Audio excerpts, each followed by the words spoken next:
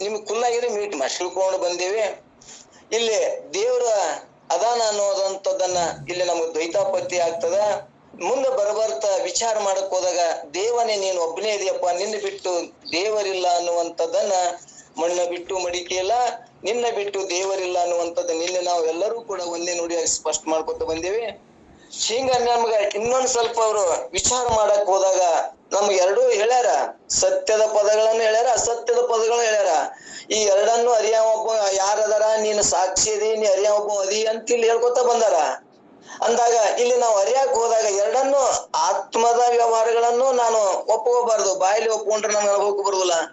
ನಮ್ಮ ಅನುಭವಕ್ಕೆ ಬಂದಾಗ ಅದು ಹೆಂಗ ಇದು ಒಂದು ಪರಿಕರ. ಈ ಅನಾತ್ಮದ ವಸ್ತುಗಳನ್ನು ಕೂಡ ಪರಿಕರ. ನಾ ಎರಡನ್ನು ವಿಚಾರ ಮಾಡ್ತೇನೆ, ಎರಡನ್ನು ಚೆಕ್ ಮಾಡುವಂತ ನನ್ನಲ್ಲಿ ಒಂದ್ ಏನೋ ವಸ್ತು ಅದಲ್ಲ.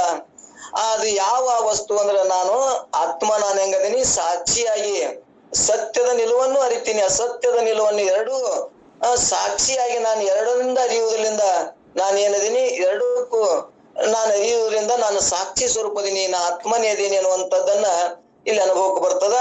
ಮುಂದೆ ಅನುಭವಕ್ಕೆ ಬಂದಾಗ ಮುಂದ ಈ ಸಾಕ್ಷಿನೂ ಕೂಡ ಇಲ್ಲಿ ಕೂಡ ಆತ್ಮೊಬ್ಬವ ಸಾಕ್ಷಿ ಒಬ್ಬವ ಅಂದ್ರೆ ಇಲ್ಲಿ ಕೂಡ ದ್ವೈತಾಪತ್ತಿ ಬರ್ತದ. ಇಲ್ಲಿ ಆ ಆತ್ಮನೇ ಏನಾಗ್ತಾನ, ಅರಿಯುವ ಮುಂದ ಸಾಕ್ಷಿ ಆಗ್ತಾನ. ಇರುವುದ್ರಿಂದ ಮೂರು ಕಾಲದಾಗ ಇರುವುದ್ರಿಂದ ಅವ ಚಿದ್ರೂಪನಾಗ್ತಾನ. ತಾನು ಆತ್ಮ ಹೆಂಗದಾನ, ತಾನು ಚಿದ್ರೂಪನದಾನ, ಅವ ಆನಂದ ಸ್ವರೂಪನದಾನ ಮತ್ತು ಸತ್ಯವಾಗಿದಾನ. ಸದ್ರೂಪ, ಚಿದ್ರೂಪ, ಆನಂದ ಸ್ವರೂಪನ ನಾನೇ ಇದೀನಿ. ನಾನಂದ್ರ ಇಲ್ಲಿ ಮುಂದೆ ಹೇಳ್ಕೊತ ಹೋಗ್ತಾರ, ನಾನಂದ್ರ ಇಂದ್ರಿಯಗಳ ನಾನಂದ್ರ ಈ ದೇಹರ ವಿಚಾರ ಮಾಡಕ್ ಹಚ್ಚಿದಾಗ ಈ ಒಂದು ಅಲ್ಲಗಳಕೋತ ಹೋಗುದೊಳಗ ಯಾವ್ದು ಉಳಿತದಂದ್ರೆ ಎಲ್ಲವನ್ನು ಅರಿಯುವಂತ ರುಸ್ವರೂಪನೇ ನಾನದೀನಿ ಎನ್ನುವಂಥದ್ದನ್ನ ಮತ್ತ ಮೂರನೇ ನುಡಿಯೊಳಗೆ ಹೇಳ್ಕೋತ ಹೋಗ್ತಾರ. ಇಲ್ಲಿ ಏನ್ ಹೇಳ್ದಂಗಾಯ್ತಂದ್ರ ಒಂದನೇ ನುಡಿಯೊಳಗ ದಶಮನ ಕಥೆ ಮುಖಾಂತರ ಇಲ್ಲಿ ಪರೋಕ್ಷ, ಅಪರೋಕ್ಷ, ಶೋಕ ನಿವೃತ್ತಿ ಇವು ಮೂರು ಕೂಡ ತನ್ನಿಂದ ತಾನೇ ಆಗ್ತದ. ಇವು ಮೊದಲ ಅಜ್ಞಾನ, ಆವರಣ, ವಿಕ್ಷೇಪಗಳನ್ನ ಇವು ಮೂರು ಅವಸ್ಥೆಗಳನ್ನ ನಾವು ಬಂಧ ರೂಪ ಆಗ್ಯಾವು. ಇವು ಮೂರು ಏನಾಗ್ಯಾವು, ನಮ್ಮನ್ನ ಬಂಧನ ಮಾಡ್ಯಾವು.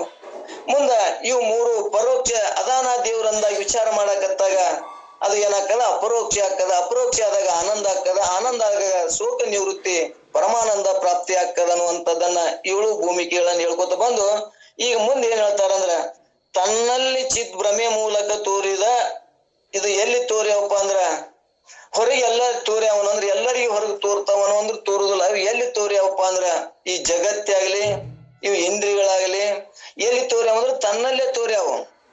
ತನ್ನಲ್ಲಿ ತೋರಿದ ಅರಿವು ಮರಿವುಗಳ ವ್ಯವಹಾರನ್ನು ಮಿಥ್ಯಾಗಿ ಹೋಗಲು ತಾನಿನ ದೃಷ್ಟಾಂತ ಹೇಳ್ಕೊತ ಬಂದೆ. ಎರಡನ್ನೂ ಅರಿಯುವುದರಿಂದ ಅರುವನ್ನಾಗಲಿ ಮರುವನ್ನಾಗಲಿ ಎರಡನ್ನು ಅರಿಯುವಂತ ಅರು ಸ್ವರೂಪ ನಾನದೀನಲ್ಲ. ಈ ದೇಹಾದಿ ವ್ಯವಹಾರಗಳನ್ನು ನಾನು ಅರಿತೀನಿ, ಆತ್ಮನ ವ್ಯವಹಾರಗಳನ್ನು ನಾನೇ ಅರಿಯುವುದರಿಂದ ಅಲ್ಲಿ ನನಗೇನಾಯ್ತು, ಚಿದ್ರೂಪ ಅಂತ ಹೆಸರು ಬತ್ತು ಅಂತ ಹೇಳಿದೆವು. ಸದ್ರೂಪ, ಚಿದ್ರೂಪ, ಆನಂದ ನಾನೇ ಅದೀನಿ, ಮೂರಕ್ಕೂ ನಾನು ಅದೀನಿ ಅನ್ನುವುದರಿಂದ ಏನಾಯ್ತು, ನಾನು ಮೂರು ಕಾಲದಾಗದೀನಿ, ನಾನು ಸ್ವಯಂ ಪ್ರಕಾಶವಾಗಿದ್ದೀನಿ, ನಾನು ಹೆಂಗದೀನಿ ಆನಂದ ಸ್ವರೂಪನೇ ನಾನೇ ಇದೀನಿ. ನನಗೆ ಏನಾಗ್ಯದ ಇದನ್ನು ಅರಿತೀನಿ. ಮತ್ತೆ ಇಂದ್ರಿಯಗಳ ಕಾರ್ಯಗಳನ್ನು ನಾನು ಅರಿಯುವುದರಿಂದ ಇಂದ್ರಿಯಗಳಿಂದ ಪರಪ್ರಕಾಶ ಇಂದ್ರಿಯಗಳನ್ನ ಮತ್ತು ಇವು ಜ್ಞಾನೇಂದ್ರಿಯ ಮತ್ತು ಅಂತಃಕರಣ ಮುಖಾಂತರ ವ್ಯವಹಾರ ಮಾಡುವುದನ್ನು ನಾನು ಅನುಭವಕ್ಕೆ ಬರ್ತದಂದ್ರ ಇದನ್ನ ಅರಿಯವ್ರು ಯಾರು ಅಂದ್ರ ಅರು ಸ್ವರೂಪನೇ ನಾನೇ ಇದೀನಿ ಅನ್ನುವಂಥದ್ದನ್ನ ಇಲ್ಲಿ ಮತ್ತಿಷ್ಟು ನಮ್ ಎಲ್ಲರಿಗೂ ಕೂಡ ಸ್ಪಷ್ಟ ಮಾಡ್ಕೋತ ಹೋಗ್ತಾರ. ಇಲ್ಲಿ ವ್ಯವಹಾರ ಮಿಥ್ಯೆಯಾಗಿ ಹೋಗಲು ತಾನು ಮಿಥ್ಯೆಯಾಗಿ ಹೋಗಬಾರ್ದಾಗಿತ್ತು. ಅಂದ್ರ ಇವು ಎಲ್ಲವೂ ಕೂಡ ಮಿಥ್ಯೆ ಆಗ್ತಾವ. ಈ ಇಂದ್ರಿಯಗಳು ಕೂಡ ಇವು ಎಲ್ಲವನ್ನ ಅರಿಯುವುದರಿಂದ ಏನಾಯ್ತು, ತಾನೂ ಕೂಡ ಆತ್ಮನು ಕೂಡ ಹಂಗಾರೆ ಮಿಥ್ಯೆ ಆಯ್ತಲ್ಲ. ಹಂಗಾರೆ ತನ್ನ ಅರಿಲಿಲ್ಲ ಅಂದ್ರೆ ಇಂದ್ರಿಯಗಳು ನಾನೇ ಅನ್ಯಪ್ಪ ಅಂದ್ರ ಆತ್ಮನು ಕೂಡ ಮಿಥ್ಯೆ ಆದ್ನಲ್ಲ. ಇಲ್ಲಿ ಸತ್ಯ ಪದ ಅಸತ್ಯ ಪದ ಎರಡನ್ನು ಕೂಡಿ ಚೆಲ್ದಂಗ ಆಗ್ತದಲ್ಲ ಅನ್ನುವಂಥದ್ದನ್ನ ಇಲ್ಲಿ ನಮ್ಗ ಅನುಭವಕ್ಕೆ ಬರ್ತದ.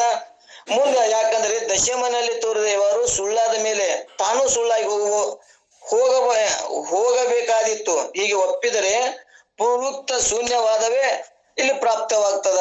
ಇಲ್ಲಿ ಶೂನ್ಯವಾದ ಅಂದ್ರ ಇಲ್ಲಿ ಬೌದ್ಧರಲ್ಲಿ ಅನೇಕ ಮತವಾದಿಗಳು ಬುದ್ಧಿಗೆ ಆತ್ಮ ಅಂತಾರ ಅಂತ ಹೇಳ್ಕೊತ ಬಂದೇವಿ. ಅದು ಮತ್ತ ಅದನ್ನು ಕೂಡ ನಾವ್ ಏನಾಗ್ತೇವಿ, ಅಲ್ಲಿ ಕೂಡ ದ್ವೈತವಾದ ಬರ್ತಲ್ಲ. ಬುದ್ಧಿ ಇದು ಜಡ ಅದ, ಆ ಬುದ್ಧಿನೂ ನಾನು ಅರಿತೀನಿ ಅನ್ನುವಂಥದ್ದು ನಮ್ಗೆ ಎಲ್ಲರಿಗೆ ವೇದಾಂತವನ್ನು ಅಭ್ಯಾಸ ಮಾಡೋರಿಗೆ ಈ ಈ ವೇದಾಂತವನ್ನು ತಿಳ್ಕೊಳ್ಳೋ ಎಲ್ಲರಿಗೆ ಸ್ಪಷ್ಟತೆ ಅದ. ಈ ಇಂದ್ರಿಯಗಳು ಮನ ಬುದ್ಧಿ ಚಿತ್ತ ಅಹಂಕಾರವನ್ನ ನಾನು ಅರಿಯುವುದರಿಂದ ಅವಕರ ಕಾರ್ಯಗಳು ಅವಕರ ವ್ಯವಹಾರಗಳನ್ನ ನಾ ತಿಳಿದ್ರಲಿಂದ ಅವು ನನ್ನಿಂದ ಅರಸುಗೊತ್ತಾವ ಅಂದ್ರೆ ಅವು ದೃಶ್ಯ ಅದಾವ ಅನ್ನುವಂಥದ್ದನ್ನ ದೃಶ್ಯ ವಿವೇಕದಾಗ ನಾವು ತಿಳ್ಕೊಂಡು ಬಂದೇವಿ. ಇವು ಎಲ್ಲಾ ಇಂದ್ರಿಯಗಳ ಕಾರ್ಯಗಳನ್ನು ನಾನು ಅರಿಯುವುದರಿಂದ ಇವು ದೃಶ್ಯ ಅದಾವು. ಮತ್ತು ನನ್ನ ಪ್ರತ್ಯಕ್ಷ ಅನುಭವ ನಾನು ಸುಸುಪ್ತಿ ಅವಸ್ಥೆದೊಳಗಿದ್ದಾಗ ಇವು ಯಾವ ಕಾರ್ಯಗಳೂ ಇಲ್ಲ. ಇವು ಯಾವ ಎಲ್ಲವೂ ಎಲ್ಲಿವಪ್ಪ ಅಂದ್ರ ಅವಿದ್ಯದೊಳಗಾಗಿ ಅವು ಕಾರ್ಯಗಳಿಲ್ಲದೆ ನಾನು ಒಬ್ಬನೇ ಇದ್ದು ಆನಂದವಾಗಿ ಅನುಭವಿಸಿದ ಪ್ರತ್ಯಕ್ಷ ಅನುಭವ ನಮಗೂ ಅದ. ಇವು ಏನದವಪ್ಪ ಅಂದ್ರೆ ಇವು ಮಿಥ್ಯೆ ಅದಾವು ಸುಳ್ಳು ಅದಾವನು ನಮ್ಗೆ ಅನುಭವ ಐತಿ. ಅಲ್ಲಿ ಏನೂ ಇಲ್ಲ. ಸುಸುಪ್ತಿ ಅವಸ್ಥೆಯೊಳಗ ನಾವು ನಿದ್ದೆ ಮಾಡುವಾಗ ನಾವು ಆನಂದವನ್ನಿದ್ದಾಗ ನಲ್ಲಿ ಯಾವ ಇಂದ್ರಿಯಗಳು ಕಾರ್ಯಗಳು ಏನ್ ಅದಾವನು ಅಂದ್ರ ಅಲ್ಲಿ ನಾವು ಪ್ರಾಣಕ್ಕೆ ಬಹಳ ಮಹತ್ವ ಕೊಡ್ತೀವಿ. ಪ್ರಾಣ ಇರ್ಲಿಕ್ಕೆ ಅಂದ್ರೆ ಹೆಂಗ್ರಿ, ಪ್ರಾಣ ಇದ್ರ ಎಲ್ಲಾನು ನಡೀತದ, ಪ್ರಾಣವೇ ಮಹತ್ವ ಅಂತೇಳಿ ಇಂದ್ರಿಯಗಳ ಕಾರ್ಯಗಳು ಹೇಳ್ತಿರ್ತಾರ. ಆ ಪ್ರಾಣನೂ ಕೂಡ ಇಲ್ಲಿ ಅದು ಜಡ ಅದಂತ ನಾವ್ ಹೇಳುವತ್ನಾಗ. ಮತ್ತೆ ಜಡ ಅದಂದ್ರ ಅದು ಒಂದೇಳೆ ಚೇತನ್ ಇತ್ತು ಅಂದ್ರ ಒಂದೇಳೆ ಮ್ಯಾಗ ಹಾವಾಯ್ದು ಹೋಗ ಮುಂದಾಗ್ಲಿ, ಮತ್ ಯಾರಾದ್ರೂ ಕಳ್ಳರು ಬಂದ್ ನಮ್ ಕಿಸೆ ಕಟ್ ಮಾಡೋ ಮುಂದಾಗ್ಲಿ ಪ್ರಾಣ ಐತಲ್ಲಿ. ನಾನ್ ಕಿಸೆ ಕಟ್ ಮಾಡ್ತಾರ ಅಂತ ಹೇಳ್ಬೇಕಾಗಿತ್ತು, ಮ್ಯಾಗ ಹಾವು ಹೋಗಿ ಹಂಚಬೇಕಾಗಿತ್ತು. ಅವಾಗ ಏನಾಗ್ಯದ, ಈ ಇಂದ್ರಿಯಗಳು ಕೂಡ ನಮ್ಮಲ್ಲಿ ಏನಯ್ಯವು ಜಡಾನೇ ಅದಾವು. ಮತ್ತ ನಾನರ ಆತ್ಮ ನಾನು ಹೆಂಗದೀನಿ ಅವು ಎಲ್ಲವನ್ನ ಅರಿತೀನಿ, ನಾ ಆನಂದವಾಗಿದ್ದೀನಿ. ನಾನು ಹೆಂಗದೀನಿ, ನಾನು ಆನಂದ ಸ್ವರೂಪನಾಗಿ ಎಚ್ಚರಾದ ಹೆಂಗಿದ್ದೆ ಅಂದ್ರೆ ಇಂದ್ರಿಯಗಳಿಲ್ಲದೆ ನಾ ಆನಂದವಾಗಿದ್ನೆ ಅಂತ ನಾವು ಹೇಳ್ತೇವೆ. ಇದು ಶಾಂಪಲ್ ಆಧ್ಯಾತ್ಮಿಕ ವೇದಾಂತಕ್ಕೆ ಏನೈತಿ, ನಮ್ ಸುಸುಪ್ತಿ ಅವಸ್ಥೆಯ ನನ್ನ ಇರುವಿಕೆ ಜ್ಞಾನ. ಈ ಎಲ್ಲರಿಗೆ ಹೆಂಗದ ಹೇಳ್ತಾರೆ, ಹೆಂಗ್ ಬರೀ ಹೇಳ್ತೀರಿ ಹೆಂಗದ ಅದು ನೋಡಿರನು ಕೇಳ್ತೀರ ಅಂದ್ರ ನಮ್ಗೆಲ್ಲರಿಗೂ ಪ್ರತ್ಯಕ್ಷ ಅನುಭವ ಇದು. ನಾನ್ ನಿದ್ದೆ ಒಳಗೆ ಇಂದ್ರಿಯಗಳಿಲ್ಲದೆ ವಿಷಯಗಳಿಲ್ಲದೆ ಆನಂದವಾಗಿದ್ದೆ ಅನ್ನೋದು ಎಲ್ಲರಿಗೂ ಅನುಭವ ಅದ. ಆದ್ರೆ ಇಂದ್ರಿಯಗಳವ ಏನು ಕಾರ್ಯಗಳಿಲ್ಲದೆ ನಾ ಆನಂದವಾಗಿದ್ದೀನಿ. ಈಗ ನಮ್ ಹೊರಗೆ ಬಂದ್ರಗಳೇ ಜಾಗೃತಕ ಬಂಧಗಳೇ ಜಾಗೃತಾಯ ಹೊರಗಳು ಇಂದ್ರಿಯಗಳಿಂದ ನಡೆಯುವುದರಿಂದ ಇವು ಇಂದ್ರಿಯಗಳೇ ನನಗ ಸತ್ಯಾಗಿ ತೋರಕತ್ತಾವಲ್ಲ. ಇದು ಎಲ್ಲಿ ತೋರಿ ಅಂದ್ರ ಕಲ್ಪಿತ ಪುರುಷನಲ್ಲಿ ಭ್ರಾಂತಿ ಒಳಗ ಅಜ್ಞಾನದೊಳಗ ತೋರಿ ಅನ್ನುವಂಥದ್ದನ್ನ ನಮ್ಗಿಲ್ಲಿ ಮತ್ತಿಷ್ಟು ಒಂದೊಂದು ಗಟ್ಟಿ ಮಾಡ್ಕೊತ ಹೋಗ್ತಾರ. ಮುಂದ ಈ ಹಂಗ ಶಂಕೆ ಮಾಡಿದ ದಶಮನೆಯಲ್ಲಿ ಯಾವಾರು ಸುಳ್ಳಾಗಲಿ ದಶಮನೆ ಎಂಬ ನಾಮು ಮಿಥ್ಯೆ ಆಗಿರೋದು. ಆದ್ರೆ ನಾಮಿ ಪುರುಷನ ಮಾತ್ರ ಸುಳ್ಳಾಗುವುದಿಲ್ಲ, ಕಿಂತು ನಿಜವಾಗಿ ಇರುತ್ತಾನೆ. ಹೇಗೋ ಹಾಗೆ ಜ್ಞಾನ ಅಜ್ಞಾನಗಳ ವ್ಯವಹಾರವು ಮಿಥ್ಯೆ ಆಗಲು ಜೀವತ್ವವು ನಾಶವಾಗುವುದು, ಜೀವತ್ವವು ನಾಶವಾಗುವುದು. ಆದರೆ ತಾನು ಮಾತ್ರ ಸದ್ರೂಪತ್ವದಿಂದ ಬಾಕಿ ಉಳಿತಾನೆ, ಆದ್ರಿಂದ ತಾನು ಸದ್ರೂಪನಾಗಿರುತ್ತಾನೆ ಎಂದು ಹೇಳುತ್ತಾರೆ. ಅಂದ್ರೆ ಇಲ್ಲಿ ಆತ್ಮನ ಹೆಂಗದನಂದ್ರ ನಾವ್ ಹಿಂದಕ್ಕೂ ಕೇಳ್ಕೊಂಡ್ ಬಂದೇವಿ. ಏನಪ್ಪಾ ಅಂದ್ರ ಇದಂ ಇವತ್ತ ಇಂದ್ರಿಯಗಳು, ಇದಂ ಕಣ್ಣು, ಇದಂ ಕಿವಿ, ಇವು ಎಲ್ಲವೂ ಕೂಡ ಇದಂ ಅನ್ನೋದು ಇದು ಇರ್ತದ. ಇವು ಏನ ಅಂತ್ಯವಲ್ಲ ನಾಮಗಳು ಮಾತ್ರ ಸುಳ್ಳಾಗ್ತಾವ ಅನ್ನುವಂಥದ್ದು ನಾವ್ ಹಿಂದಕ್ಕೂ ಕೂಡ ಅನುಭವಕ್ಕೂ ಮಾಡ್ಕೊತ ಬಂದೇವಿ. ಹಿಂಗೆ ವಿಚಾರ ಮಾಡುವುದ್ರಿಂದ ಇದು ಏನಾಗ್ತದ, ಈ ಜ್ಞಾನ ಅಜ್ಞಾನಗಳ ವ್ಯವಹಾರ ಏನದಾವಲ್ಲ ಇವು ಕೂಡ ಸುಳ್ಳೆ ಅದಾವು. ನಾವು ಶಾಸ್ತ್ರ ಹೇಳ್ತೇವೆ ಅಂದ್ರೆ ಇದು ಸುಳ್ಳನೆ.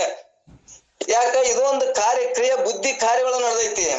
ಆದ್ರ ಇದೇ ಬುದ್ಧಿನ ಆತ್ಮನೊಳಗೆ ಬೆರೆಸಿದಾಗ ಅವು ಯಾವರದ ಅಂದ್ರೆ ತನ್ನ ಸ್ವರೂಪದೊಳಗ ಆತ್ಮ ಸ್ವರೂಪದಾಗ ತಾನು ಆನಂದವಾಗಿರಾಕ ಬರ್ತದ ಅನ್ನುವಂಥದ್ದನ್ನ ಹೆಂಗ ಸುಸುಪ್ತಿ ಅವಸ್ಥೆಗಳು ಏನು ಇಲ್ಲದ ಹೆಂಗ ಆನಂದವಾಗಿರಾಕ ಬರ್ತದ, ಹಂಗನು ಕೂಡ ನಮ್ಗ ಆನಂದವಾಗಿರಾಕ ಬರ್ತದ ಅನ್ನುವಂಥದ್ದು ನಮ್ಗೆ ಸ್ಪಷ್ಟತೆ ಇರ್ಲಿ. ಮತ್ತು ನಮ್ಗೆ ಏನಾಗ್ಯದ, ಈ ವಿಷಯಗಳಿದ್ರೇನೆ ಇಂದ್ರಿಯಗಳು ಇದ್ರೇನೆ ನಾವು ಬದುಕ್ತೀನಿ, ವಿಷಯಗಳಿಂದ ತಗೊಂಡೆ ನಾನು ಬದುಕ್ತೀನಿ ಅಂತೇಳಿ ನಾವು ವಿಷಯಕ್ಕಾಗಿ ಏನಾಗಿವೆ, ವಿಷಯಗಳಿವೆ ಶಬ್ದ ಸ್ಪರ್ಶ ರೂಪ ರಸಗಂಧಗಳು.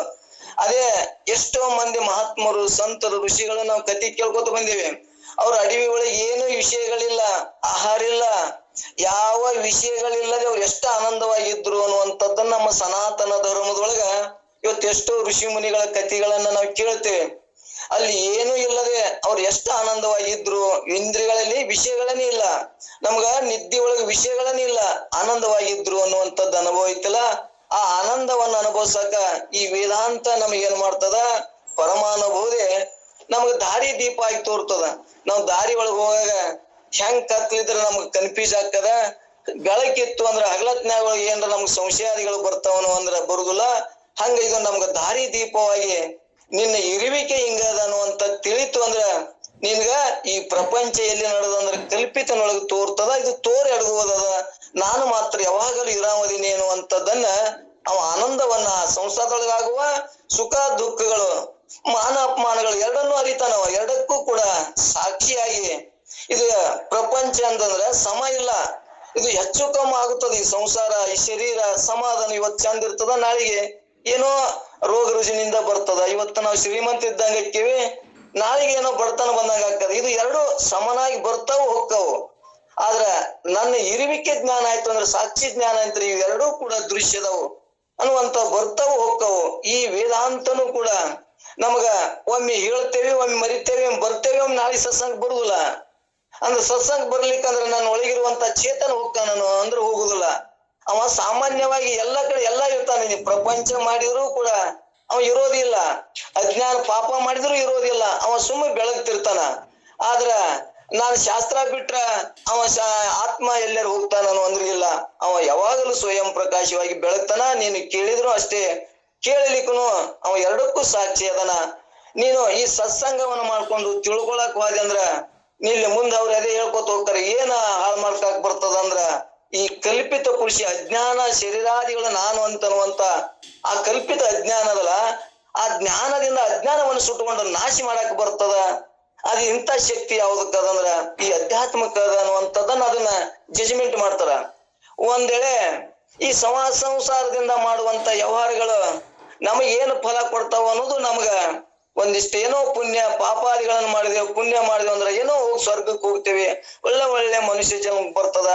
ಆ ಪುಣ್ಯ ಇರುತ್ತಾನ ಭೋಗಿಸ್ತೇವೆ, ಮತ್ತ ಪುಣ್ಯ ತೀರಿದಗಳೇ ಮತ್ತೆ 84 ಜನ್ಮ ತಿರುಗಲೇಬೇಕಲ್ಲ ಅನ್ನುವಂಥದ್ದನ್ನು ಕೂಡ ನಮ್ಮ ಅನುಭವಕ್ಕೆ ಯಾವ್ದು ಬರ್ತದಂದ್ರೆ ಈ ವೇದಾಂತದ ಜ್ಞಾನ ಆಯ್ತು ಅಂದ್ರ ನಾನು ಏನು ಮಾಡ್ಬೇಕು, ನಾನು ಮುಕ್ತನಾಗಬೇಕಂದ್ರ ಈ ಬಂಧನದಿಂದ ಹುಟ್ಟು ಸಾವುಗಳಿಂದ ಕಳ್ಕೊಳ್ಬೇಕಂದ್ರ ಈ ವೇದಾಂತಕ್ಕ ನಾವು ಮಹತ್ವ ಕೊಟ್ಟೇವಂದ್ರ ಅಲ್ಲಿ ಏನು ನಮ್ಗ ತಿಳಿಸ್ಕೊಡ್ತದಂದ್ರ ಈ ಕಲ್ಪಿತ ಪುರುಷ ಅಜ್ಞಾನ ಹುಟ್ಟು ಸಾವುಕ ಯಾವ್ದು ಕಾರಣ ಆಗ್ಯದ, ಈ ಅಜ್ಞಾನ ನಾಶ ಆಗ್ತದ ಅನ್ನುವಂಥದ್ದನ್ನ ನಾವು ಸ್ಪಷ್ಟತೆ ಬಿರ್ಲಿ. ಶರೀರ ನಾಶ ಆಗಂಗಿಲ್ಲ, ಬುದ್ಧಿ ನಾಶ ಆಗಲ್ಲ, ಯಾವ್ದು ನಾಶ ಆಗಂಗಿಲ್ಲ. ಯಾವ್ದಾಗ್ತದ ಅಲ್ಲಿ ಅದು ತೋರಿದ್ರು ಕೂಡ ಅದ್ರ ಮ್ಯಾಗಿನ ಬಹಳ ಹೊಂತದ ಅನ್ನುವಂಥದ್ದನ್ನ ನಾವು ಕೇಳ್ಕೋತ ಬಂದೇವೆ.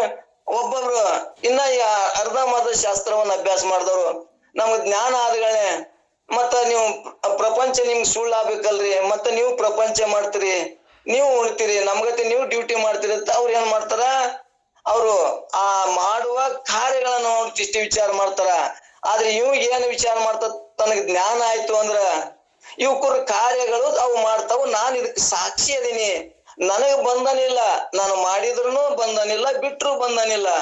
ಆದ್ರ ಅಜ್ಞಾನಿಗೆ ಬಂಧನ ಆಗ್ತದ ಅನ್ನುವಂಥದ್ದನ್ನ ನಮ್ಗ ವೇದಾಂತಕ್ಕ ಅಭ್ಯಾಸ ಮಾಡೋರ್ಗೆ ಎಲ್ಲರಿಗೂ ಅನುಭವಕ್ಕೆ ಬರ್ತದ. ಅದಕ್ಕ ಜ್ಞಾನವನ್ನ ನಂಬು, ಮತ್ತೆ ಜ್ಞಾನದ ಜೊತೆ ಈ ಅಜ್ಞಾನವನ್ನ ನಾಶ ಮಾಡ್ಕೊಳ್ಳುವಂತ ಸಾಮಾನ್ಯ ಜ್ಞಾನವನ್ನ ಮತ್ತೆ ನೀನ್ ಎಲ್ಲಿ ಬಾ ವಿಶೇಷ ಜ್ಞಾನವನ್ನ ಮಾಡ್ಕೊಂಡು ಕಲ್ಪಿತ ಜ್ಞಾನದಿಂದ ಅಜ್ಞಾನವನ್ನು ಸುಟ್ಟುಕೊಂಡು ಮತ್ತೆ ಸಾಮಾನ್ಯವಾಗಿ ಜನದ ಜೊತೆ ಬದುಕಕ್ ಬರ್ತದ ಅನ್ನೋ ವೇದಾಂತ ನಮಗ್ ಬಹಳ ಸುಂದರವಾದ ಬದುಕನ್ನ ಮಾಡಕ್ ಕಲಿಸ್ತದ, ಮತ್ತೆ ನೆಮ್ಮದಿ ಬದುಕನ್ನ ಮಾಡಕ್ ಕಲಿಸ್ತದ. ಮತ್ತ ಅದ್ರ ಜೊತೆ ಏನ್ ಮಾಡ್ತದ, ಈ ಬಹುಚಕ್ರದಿಂದ ಪಾನ ಮಾಡುವಂತ ಶಕ್ತಿ ವೇದಾಂತ ಜ್ಞಾನಕ್ಕೆ ನಮಗ ಅದ ಅನ್ನುವಂಥದ್ದನ್ನ ಈ ನುಡಿ ಒಳಗೆ ಮತ್ತಿಷ್ಟ ನಮ್ಗೆ ಸ್ಪಷ್ಟ ಮಾಡ್ಕೋತ ಹೋಗ್ತಾರ. ಇಲ್ಲಿ ಏನ್ ಹೇಳ್ತಾರ ಅಂದ್ರೆ ಇಲ್ಲಿ ಅದರಿಂದೆ ಸತ್ಯ ನೀನ್ ಅದರಿಂ ಸ್ವಯಂ ಜ್ಯೋತಿ, ಅದರಿಂದೆ ನಿತ್ಯ ಅಪರೋಕ್ಷನು, ಅದರಿಂದ ಅರಿಯನು ನಾನಾರು ಸೌಮ್ಯ ನಿಪಯುವುದು ನಿನ್ನೋಳು ಔಪಚಾರಿಕ ವಿಷಯ. ಮೈತ್ರಿ ಸತಿಯೇ ನೀನೇನಪ್ಪಾ ಅಂದ್ರ ನಿನ್ನೋಳು ವಿಚಾರ ಮಾಡಿದ್ರ ನೀನ್ ಏನದಿ ಅಂದ್ರ ದಶಮನೆ ವಾರದಂತೀವಿ ಎಲ್ಲವೂ ಮಿಥ್ಯ ಅದಾವು.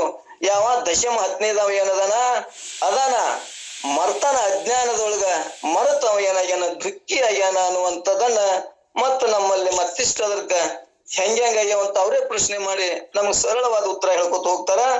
ತನ್ನಲ್ಲಿದ್ದ ಚಿತ್ ಭ್ರಮೆ ಏನಾಗಿದೆ ಮೂಲಕವಾದ ಜ್ಞಾನ ಅಜ್ಞಾನಗಳ ವ್ಯವಹಾರವು ದಶಮನ ವ್ಯವಹಾರದಂತೆ ಮಿಥ್ಯ ಆಗ್ಯಾವು.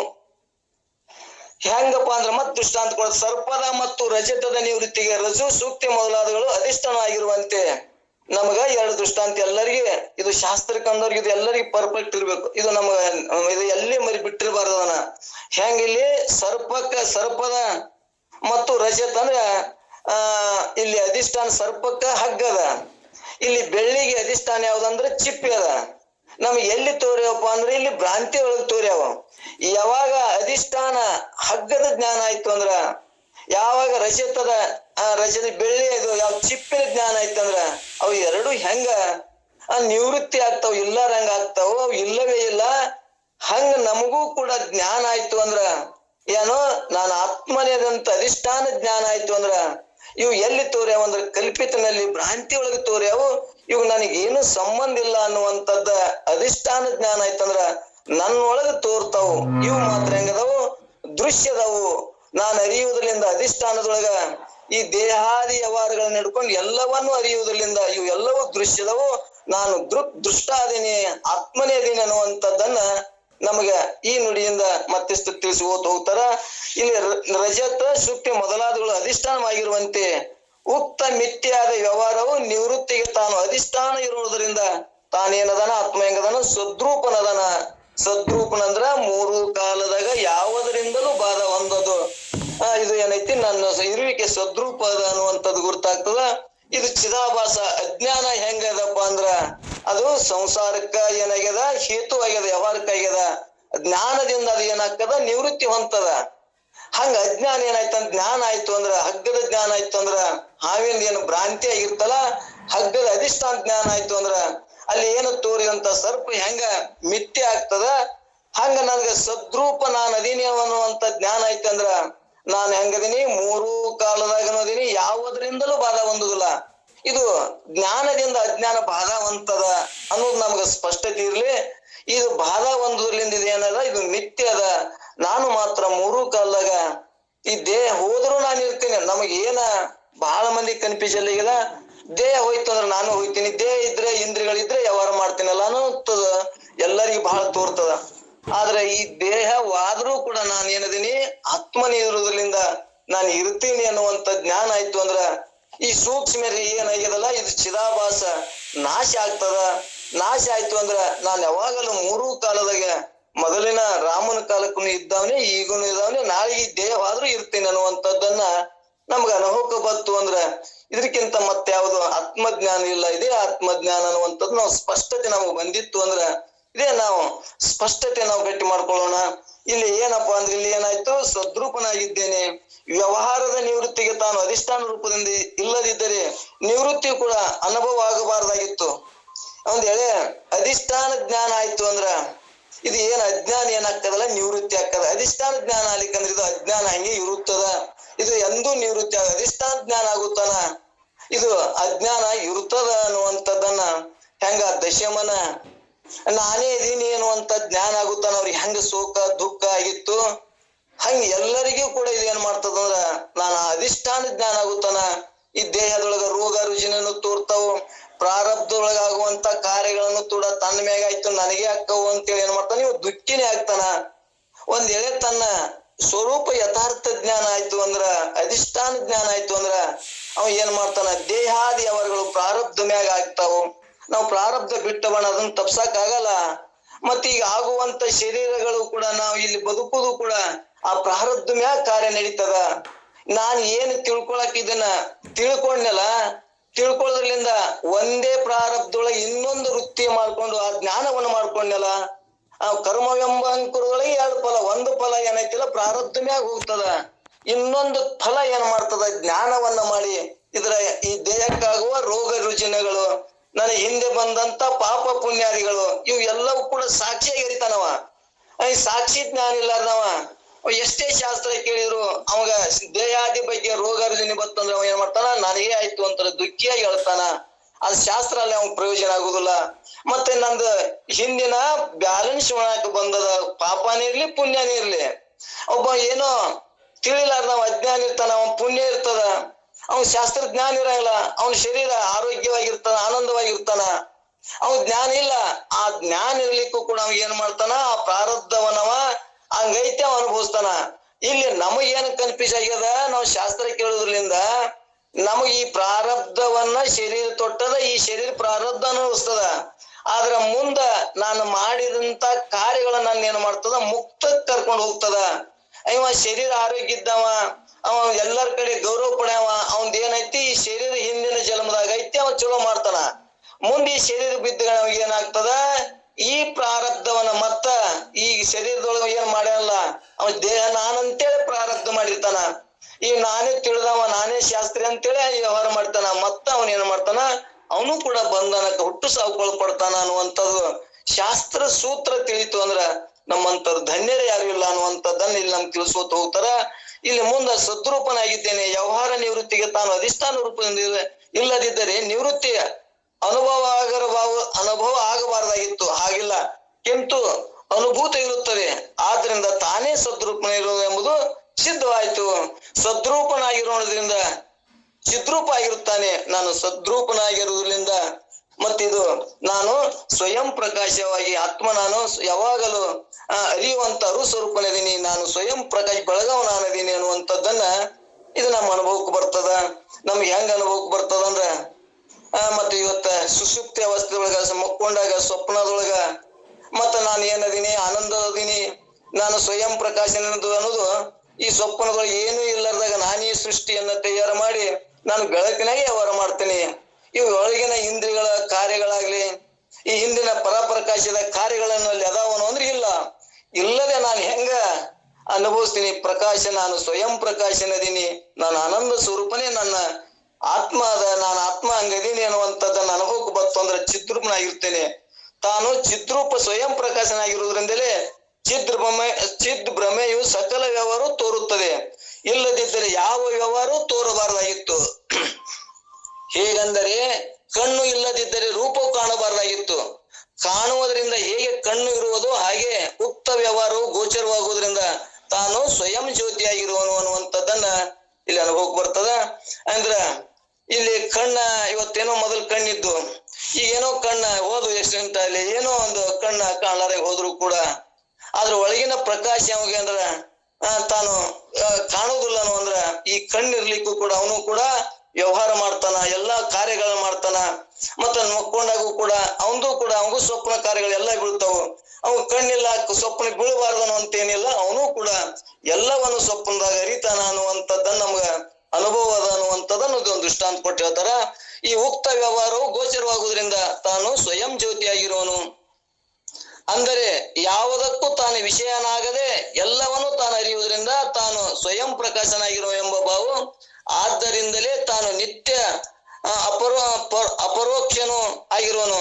ಅಂದರೆ ಗುರುಮುಖದಿಂದ ತತ್ವಮಸ್ಯಾದಿ ವಾಕ್ಯಗಳನ್ನು ವಿಚಾರ ಮಾಡುವುದರಿಂದ ಇಲ್ಲಿ ಗುರುಮುಖಾಂತರ ತತ್ವಮಸಿ ಇದು ಎಲ್ಲರಿಗೂ ನಮ್ಮ ಅನುಭವ ಐತಿ. ತತ್ ಅಂದ್ರ ಬ್ರಹ್ಮ, ತ್ವಮ್ ಅಂದ್ರ ಜೀವ, ಅಸಿ ಅಂದ್ರ ಎರಡರ ನಿರ್ಣಯ ನೀನೇ ಇದ್ದೀಯಪ್ಪ. ಬ್ರಹ್ಮ ಬ್ಯಾರೆ ಅಲ್ಲ, ಈ ಜೀವ ಬ್ಯಾರೆ ಅಲ್ಲ, ಆ ಬ್ರಹ್ಮ ಸ್ವರೂಪನೇ ನೀನೇ ಇದೆ ಅಂತೇಳಿ ಆ ತತ್ವಮಸಿ ಪದ ಏನ್ ನಿರ್ಣಯ ಮಾಡುವಂತ ಮಹಾವಾಕ್ಯಗಳಾಗ್ಲಿ ಮತ್ತು ವಿಚಾರ ಮಾಡುವುದರಿಂದ ನಾನು ಬ್ರಹ್ಮನೆಂಬ ಅಪರೋಕ್ಷ ಜ್ಞಾನವಾಗುವುದು ಅನ್ನುವಂಥದ್ದು ನಮ್ಗ ಆ ತತ್ವಮಸಿ ಜ್ಞಾನ ಆಯ್ತಂದ್ರ ಆ ಜೀವ ಬ್ಯಾರೆ ಅಲ್ಲ, ಬ್ರಹ್ಮ ಬ್ಯಾರೆ ಅಲ್ಲ ಅನ್ನುವಂಥದ್ದು ನಮ್ಮ ಅನುಭವಕ್ಕೆ ಬರ್ತದ. ಉಪಾಧಿ ಬ್ಯಾರೆ ಬ್ಯಾರೆ ಇದ್ರು ಕೂಡ ಬ್ರಹ್ಮನ ಉಪಾಧಿಗಳು ಸೃಷ್ಟಿ ಸ್ಥಿತಿ ಲಯಗಳಿದ್ರು ಕೂಡ ಈ ಜೀವನಲ್ಲಿ ಯಾವಾರು ಇರ್ಲಿಕ್ಕೂ ಕೂಡ ಇವನ್ ಉಪಾಧಿ ಸಣ್ಣದ. ಅವನಲ್ಲಿ ಏನದ ಮಾಯೆಯಲ್ಲಿ ಈಶ್ವರನ ಉಪಾಧಿ ಏನಾಗ್ಯದಪ್ಪ ಅಂದ್ರ ಅಲ್ಲಿ ದೊಡ್ಡ ಉಪಾಧಿ ಅದ. ಈ ಜೀವನ ಉಪಾಧಿ ಸಾಣದ ಅನ್ನುವಂಥದ್ದನ್ನ ಘಟಮಠ ಉಪಾಧಿಯನ್ನಾಗಲಿ ಇವತ್ತು ಅನೇಕ ದೃಷ್ಟಾಂತ ನಾವು ಕೇಳ್ಕೊತ ಬಂದೇವೆ. ಇವತ್ತ ಸಮುದ್ರದೊಳಗಿರುವಂತ ನೀರಾಗ್ಲಿ, ಕೊಡದೊಳಗಿರುವಂತ ನೀರಾಗ್ಲಿ, ಆದ್ರೆ ನೀರು ಮಾತ್ರ ಒಂದೇ. ಸಮುದ್ರ ಉಪಾಧಿಯಿಂದ ನೋಡಿದಾಗ ದೊಡ್ಡ ಉಪಾಧಿ ಇರುವುದರಿಂದ ಮೊಸಳಿ, ಮೀನ ಎಲ್ಲ ಇದಾವು. ಈ ಸಣ್ಣ ಉಪಾಧಿ ಕೊಡೋ ಈ ಗಡಿಗೆ ಒಳಗಿದ್ದಂತ ನೀರ ಒಳಗೆ ಏನು ಇಲ್ಲ. ಇಲ್ಲ ಅಂದ್ರೂ ಕೂಡ ನೀರ್ ಏನ್ರಿ ಬ್ಯಾರೆ ಏನು ಅಂದ್ರ ನೀರ್ ಬ್ಯಾರೆ ಅಲ್ಲ. ಹಂಗ ಈ ಬ್ರಹ್ಮ ಮತ್ತು ಈ ಜೀವ ಬ್ಯಾರೆ ಅದಾರ ಅಂದ್ರ ಅದೇ ಮಮೇವಂಶೋ ಜೀವಲೋಕೆ ಜೀವಭೂತ ಸನಾತನ ಅಂದ್ರ ಇದೆಲ್ಲರೊಳಗ ಅಂಶ ಇರೋ ಯಾವ್ದು ಅಂತಂದ್ರ ಆ ಬ್ರಹ್ಮನೇ ಮಾತ್ರ ಅದೇನಿ ಅನ್ನುವಂತ ತತ್ವಮಸಿ ಜ್ಞಾನ ಆಯ್ತು ಅಂದ್ರ ಆ ಸಮುದ್ರ ನೀರು ಈ ಕೊಡದಾಗಿರುವಂತ ಉಪಾಧಿ ದೊಡ್ಡದಿರುವುದರಿಂದ ಅದು ದೊಡ್ಡದ ಅನ್ಸ್ಕೊತು. ಈ ಉಪಾಧಿ ಸಣ್ಣದ್ರಿಂದ ಇದು ಸಣ್ಣ ಉಪಾಧಿ ಆದ್ರೂ ಕೂಡ ನೀರ್ ಮಾತ್ರ ಒಂದೇ ಅದ ಅನ್ನುವಂಥದ್ದ ನಮ್ಗೆ ಎಲ್ತಕ ಅನುಭವಕ್ಕೆ ಬರುದಿಲ್ಲ. ಅಲ್ತನ ಅವ ಬ್ರಹ್ಮನೇ ಬೇರೆ, ನಾ ಜೀವನೇ ಬೇರೆ, ನಾನೇ ಬೇರೆ ಅವನೇ ಬೇರೆ ಅಂತ ಹೇಳಿದ್ವಿ. ಭೇದದೊಳಗನೆ ಹುಟ್ಟು ಸಾವುಕೊಳಪಡಕತ್ತೇವಿ ಅನ್ನುವಂಥದ್ದನ್ನ ಇಲ್ಲಿ ತತ್ವಮಸಿ ಆದಿ ವಾಕ್ಯಗಳ ವಿಚಾರ ಮಾಡುವುದರಿಂದ ನಾನು ಬ್ರಹ್ಮನೆಂಬ ಯಾವಾಗ ಅಪರೋಕ್ಷ ಜ್ಞಾನವಾಗುವುದು ಅದು ವೃತ್ತಾತ್ಮಕವಾಗಿ ಇರೋದ್ರಿಂದ ಜನ್ಮ ಅಪರೋಕ್ಷ ಜ್ಞಾನವಾಗಿದೆ. ಆ ಜನ್ಯವಾದ ಅಹಂ ಬ್ರಹ್ಮ ಬ್ರಹ್ಮಾಸ್ಮಿ ಎಂಬ ಪರೋಕ್ಷ ಜ್ಞಾನವು ನಾಶವಾಗುವುದು. ಅಹಂ ಬ್ರಹ್ಮಾಸ್ಮಿ ಎಂಬ ಅಪರೋಕ್ಷ ಜ್ಞಾನವು ನಾಶವಾದರೂ ತಾನು ಬ್ರಹ್ಮ ಸ್ವರೂಪನಾಗಿ ಇರುವುದು ಯಾವುದು? ಅದು ನಿತ್ಯ ಅಪರೋಕ್ಷ ಜ್ಞಾನವಾಗಿರುತ್ತದೆ. ಅಂತ ಸ್ವರೂಪನು ತಾನು ಆಗಿರುವನು. ಈ ಕಾರಣದಿಂದ ಅಜ್ಞಾನ ಮೂಲಕ ನನ್ನನ್ನು ನಾನು ತಿಳಿಯುವುದಿಲ್ಲ ಎಂದು ಸಂಶಯದಿಂದ ನಾನು ಯಾರು ಆಗಿರುವುದು? ಅದು ಬ್ರಹ್ಮಜ್ಞಾನದಿಂದ ಬ್ರಹ್ಮವೇ ನಾನು ಆಗಿರುವನೆಂಬುದನ್ನು ಉಪಚಾರ ಮಾತ್ರವಾಗಿರುತ್ತದೆ. ಹೇಗೆಂದರೆ ಒಬ್ಬನೊಬ್ಬ ಧನಿಕನು ಸಾಧು ಸಂತರಿಗೆ ಅನ್ನ ಸಂತರ್ಪಣೆ ಮಾಡಿ ನಾನು ಬಡವನು ತಮ್ಮ ಸೇವೆಯನ್ನು ಮಾಡಲಿಕ್ಕೆ ಹೇಗೆ ಸಮರ್ಥನಾದೇನೋ ಆಗಲಾರೆ, ಆದರೂ ನನ್ನ ಈ ಕಿಂಚಿತ್ ಸೇವೆಯಿಂದ ಸಂತುಷ್ಟರಾಗಬೇಕೆಂದು ಬೇಡಿಕೊಳ್ಳುವುದು ಔಪಚಾರಿಕವಾಗಿದೆ. ಯಾಕಂದ್ರೆ ತಾನು ಕೋಟ್ಯಾಧೀಶ ಧನಿಕನಾಗಿ ಪೂರ್ಣ ಸತ್ಕಾರ ಮಾಡಿದರೂ ತಾನು ಬಡವನೆಂದು ಹೇಳುವುದು ಔಪಚಾರಿಕವಾಗಿರುತ್ತದೆ. ಹೇಗೋ ಹಾಗೆ ತಾನು ಸದ್ರೂಪನಿದ್ದು ನನ್ನನ್ನು ನಾನು ತಿಳಿಯುವುದಿಲ್ಲವೆಂಬುದು, ಸ್ವಯಂ ಪ್ರಕಾಶನಿದ್ದು ನಾನು ಯಾರು ಎಂಬುದನ್ನು ನಿತ್ಯ ಪರೋಕ್ಷನಾಗಿದ್ದು ನಾನು ಬ್ರಹ್ಮನ್ ಎಂಬುದು ಉಪಚಾರ ಮಾತ್ರವಾಗಿರುತ್ತದೆ ಎಂಬ ಭಾವವು ಇಲ್ಲಿ ಒಂದು ದೃಷ್ಟಾಂತ ಕೊಟ್ಟು ಹೇಳಿದ್ರು. ಒಬ್ಬ ಕೋಟ್ಯಾಧೀಶ ಒಂದು ಗುರುಗಳನ್ನ ಕರೆಸಿದಾಗ, ನನ್ನ ಎಷ್ಟೇ ಕೋಟ್ಯಾಧೀಶ ಇದ್ರೂ ಕೂಡ ಸೇವಾ ಮಾಡಿದ್ರು ಕೂಡ ನಂದು ಕಿಂಚಿತ್ ಸಾಣದ್ರಿಯಪ್ಪ, ನಿಮ್ಮಂತದ್ದು ನಮ್ಗೆ ಹೆಂಗ ಆಗ್ತದ ಅನ್ನುವಂಥದ್ದಲ್ಲಿ ಹೆಂಗ ಅನೌಪಚಾರಿಕವಾಗಿ ಮಾತಾಡ್ಬೇಕಾಗ್ತದ. ಹಂಗ ಇಲ್ಲಿ ಕೂಡ ನಾವು ಮಾತಾಡಿದ್ರು ಕೂಡ ನಾವು ಕೂಡ ಹೆಂಗ ಕೋಟ್ಯಾಧೀಶನೇ, ಇಲ್ಲಿ ನಾನು ಆ ಬ್ರಹ್ಮನೇ ಇದೀನಿ ಅನ್ನುವಂಥದ್ದನ್ನ ಇಲ್ಲಿ ಮತ್ತಿಷ್ಟು ನಮ್ಮ ಅನುಭವಕ್ಕೆ ತಂದು ಕೊಡ್ತಾರೆ ಈ ದೃಷ್ಟಾಂತದೊಳಗ. ಅವ ಏನಂತಾನ ಸುಮ್ ಅಂತಾನಲ್ಲಿ ಅವ, ಆದ್ರ ಅವ ಏನ್ರ ಬಡವದಾನನು ಕೋಟ್ಯಾಧೀಶದಾನ. ಅಲ್ಲಿ ಸೇವಾ ಮಾಡ ಮುಂದ ಗುರುಗಳಿಗೆ ಕೃತಜ್ಞತೆ ಸಲ್ಲಿಸ ಮುಂದೆ ಏನಂತಾನ, ನಂದು ಸತ್ಕಾರ ಏನಪ್ಪಾ ಅಂದ್ರೆ ಸಣ್ಣದ್ರಿಯಪ್ಪ, ನಾ ಬಡವದೀನಿ, ನೀನ್ ಹೆಂಗದಿ, ನೀನೇ ಬ್ಯಾರೆ ಇದಿ, ನಾನೇ ಬ್ಯಾರೆ ಅಂತ ಔಪಚಾರಿಕವಾಗಿ ಅಂದ್ರೂ ಕೂಡ ಅವ ಏನ್ರ ಬಡವದಾನನು ಅನ್ನಂದ್ರೆ ಇಲ್ಲ, ಅವ ಕೋಟ್ಯಾಧೀಶನೇ ಅದಾನ. ಹಂಗಿಲ್ಲ ನಮ್ಗೆ ಏನೋ ವಿಚಾರ ಮಾಡಿದ್ರೆ ಈಗ ವ್ಯವಹಾರಿಕನ ಮುಂದ ನಾನು ಜೀವ ಬ್ಯಾರೆ ಇದೇನ್ರಿಪ್ಪ, ನೀವೇ ಬ್ಯಾರೆ ಇದೀರಿ ಅಂದ್ರೂ ಕೂಡ ಅಲ್ಲಿ ದ್ವೈತ ಅನ್ನೋದು ದ್ವಾರದು ಸಾಣದು ಅನ್ನೋದು ಇಲ್ಲವೇ ಇಲ್ಲ. ಗುರು ಮತ್ತು ಶಿಷ್ಯ ಅನ್ನೋದೆಲ್ಲ ಇಲ್ಲವೇ ಇಲ್ಲ. ಆ ಚೇತನ ಮಾತ್ರ ಒಂದೇ ಅದ ಅನ್ನುವಂಥದ್ದನ್ನ, ಆ ಚೇತನ ಸ್ವರೂಪನೇ ನಾನದೀನಿ, ಆ ಬ್ರಹ್ಮ ಸ್ವರೂಪನೇ ನಾನದೀನಿ ಅನ್ನುವಂಥದ್ದು ಅನುಭವಕ್ಕೆ ಬರಲಿ ಅಂತೇಳಿ ಪರಮಾನುಭೂತಿ ಅನೇಕ ರೀತಿಯಿಂದ ಪರಿಪರಿಯಾಗಿ ತಮ್ಮ ಅನುಭವ ನಮ್ಗೆ ಹಂಚಿಕೊಡಕತ್ತದ. ಅದನ್ನ ನಾವು ಇನ್ನಿಷ್ಟು ಆಳಕ್ಕೆ ಹೋದಾಗ ಈ ಕಾಗದ ಹೂವಾಗದೆ ಜೀವಂತ ಹೃದಯಕ್ಕಾಗಿ ವಿಚಾರ ಮಾಡಕ ಹಿಂಗ್ ಹೇಳ್ತದ. ನಾವು ಇದನ್ನ ವಿಚಾರಕ್ಕೆ ಹೋದಾಗ ಅನುಭವಕ್ಕೆ ಬರ್ತದ. ನಾವ್ ಎಲ್ತಾನೆ ವಿಚಾರಕ್ಕೆ ಹೋಗುದಿಲ್ಲ. ಅಲ್ತಾನ ಇದು ಏನಪ್ಪಾ ಅಂದ್ರೆ ಕಾಗದ ಹೂವನೇ ಹೇಳ್ತಾವ ಗ್ರಂಥಗಳು, ಗ್ರಂಥನೇ ದೊಡ್ಡದು.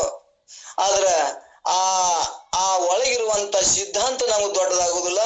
ನಮ್ಗ ದೇಹದೊಳಗಿರುವಂತ ಆತ್ಮ ದೊಡ್ಡವಾಗುದಿಲ್ಲ.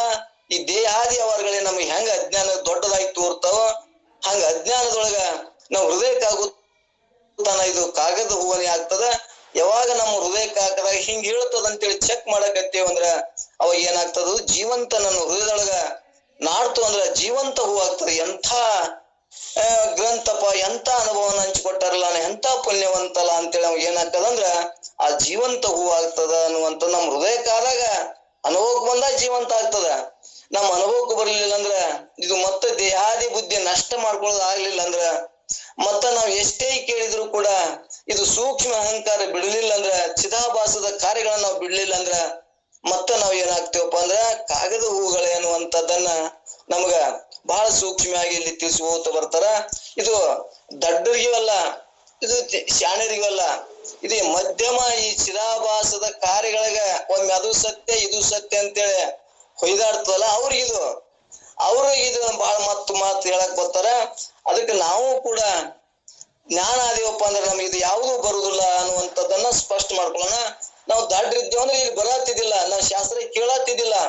ಯಾಕಂದ್ರೆ ದಡ್ರಿಗೆ, ಪಾಪಿಗಳಿಗೆ, ಪರಾಧೀನರಿಗೆ, ಅಜ್ಞಾನಿಗಳಿಗೆ ಪಂಚೀಕರಣ ಹೇಳ್ಕೊತ ಬಂದಾರ. ಅಂತವ್ರಂತೂ ವೇದಾಂತಕ್ಕೆ ಬರಂಗಿಲ್ಲ ಅಂತ. ಪಾಪಿಗಳು, ಅಜ್ಞಾನಿಗಳು, ಪರಾಧೀನ, ಹಂಗಾದ್ರೆ ನಾವು ಮೂರು ಅಲ್ಲಲ್ಲ. ನಾವು ಪಾಪಿಗಳು ಅಲ್ಲ, ಅಜ್ಞಾನಿಗಳು ಅಲ್ಲ, ಮತ್ತು ಪರಾಧೀನೂ ಇಲ್ಲ. ನಾವು ಮೂರಕ್ಕೂ ಕೂಡ ಹೆಂಗದೇವಿ ಅಂದ್ರ ನಾವು ಹೊರತಾದವ್ರದೇವಿ ಅನ್ನುವಂಥದ್ದನ್ನ ಅನುಭವಕ್ಕೆ ಬರ್ತಂದ್ರ ನಮಗ್ ಎಲ್ಲಿ ಸಂಶಯ ಬಂದದ ಆ ಸಂಶಯನ ನಮ್ಮ ಹೃದಯಕ್ಕಾಗಿ ಗ್ರಂಥಿ ಹಿಂಗ್ ಹೇಳ್ತದ. ಅದನ್ನ ಅನುಭವಕ್ಕೆ ಹೋದೇವಪ್ಪ ಅಂದ್ರೆ ನಮ್ಗೆ ಸ್ಪಷ್ಟತೆ ಆಗ್ತದ ಅನ್ನುವಂಥದ್ದನ್ನ ಇಲ್ಲಿ ಎರಡನೇ ನುಡಿ ಇವು ದುಡಿ ದೊಡ್ಡ ಹೋದವು. ಸ್ವಲ್ಪ ಅದನ್ನ ವಿಶಾಲ ಮಾಡ್ಕೋ ಕೇಳ್ಕೋತ ಹೋದಾಗ ಸ್ವಲ್ಪ ಸಮಯ ಆಗ್ತದ. ಮತ್ತೆ ನಾಳೆ ಮೂರನೇ ನುಡಿಯನ್ನ ವಿಚಾರ ಮಾಡೋಣ. ಈಗ 1, 2 ಆಗ್ಲಿ ಬ್ರಹ್ಮಾಸ್ಮಿ ಆಗ್ಲಿ ಇದರ ಅನುಭವಕ್ಕೆ ಬಂತು ಅಂದ್ರ ಇದ್ರ ಜ್ಞಾನ ನಮಗಾಯ್ತು ಅಂದ್ರೆ ಅನೇಕ ಅದಕ್ಕ ದೃಷ್ಟಾಂತ ಸಿದ್ಧಾಂತಗಳನ್ನ ಇವ್ ತತ್ವಮಸಿಗೂ ಹೇಳ್ಕೊತ ಬಂದಾರ. ಅಹಂ ಬ್ರಹ್ಮಾಸ್ಮಿಗೂ ಕೂಡ ಇದು ಬೃಹದಾರಣ್ಯ ಉಪನಿಷತ್ತಿನೊಳಗ ಯಾಜ್ಞವಲ್ಕು ಮೈತ್ರಾದೇವಿ ಕೂಡ ನೀನು ಬ್ರಹ್ಮನಿದೆಯಪ್ಪ ಅನ್ನುವಂಥದ್ದನ್ನ ಮೈತ್ರಾದೇವಿ ಗಟ್ಟಿ ಮಾಡಕ್ಕೆ ಈ ಪರಮಾನುಭೂತಿ ತಯಾರಿಗದ. ಗಂಡ ಹೆಂಡತಿ ಕೂತ್ ಅಡಿಯೊಳಗ ಮಾತನಾಡಿದ ಮಾತುಗಳು ಇವು. ಅಂತ ಬ್ರಹ್ಮ ಮಾತುಗಳನ್ನ ನಾವು ನೀವು ಕೇಳಕತ್ತೇವಂದ್ರ ನಾವು ಕೂಡ ಭಾಗ್ಯವಂತರು, ಪುಣ್ಯವಂತರು. ಅದಕ್ಕ ನಾವು ಇಂದಿಲ್ಲ ನಾಳೆಗೆ ಅದ್ರ ಜ್ಞಾನ ಆಗ್ತದ.